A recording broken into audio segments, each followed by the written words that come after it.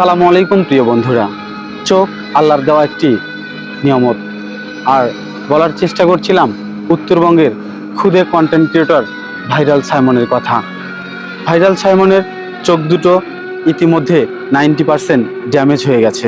আমরা জানতে পেরেছি তাকে চিকিৎসার জন্য দেশের বাইরে যদি নেওয়া হয় তাহলে সে ভালো হবার সম্ভাবনা রয়েছে।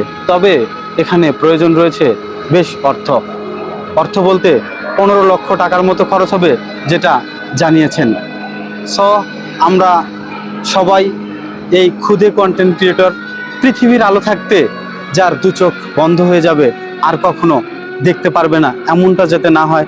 সমস্ত বাংলাদেশের কন্টেন্ট ক্রিয়েটর যারা আছে, যাদের আর্নিং ভালো আছে, আমরা সবাই এগিয়ে আসব ক্ষুদে সাইমনের জন্য, যাতে করে সে আবার তার দৃষ্টি ফিরে পায় এবং আমাদের মাঝে থাকতে পারে।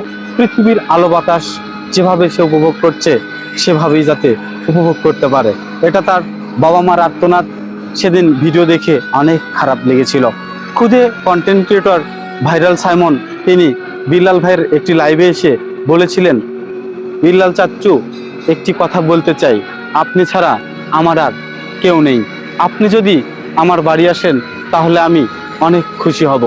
বলার চেষ্টা করব, বিল্লাল ভাই, আমার এই ভিডিওটি যদি দৃষ্টিগোচর হয়, ভাইরাল সাইমনের এই চোখ দুটো যদি আপনাদের সহযোগিতায় দৃষ্টি ফিরে পায়, সচ্ছলতা ফিরে আসে, তবে আজকের এই সহযোগিতা যেন ইতিহাস হয়ে ইতিহাসের পাতায় লেখা থাকবে।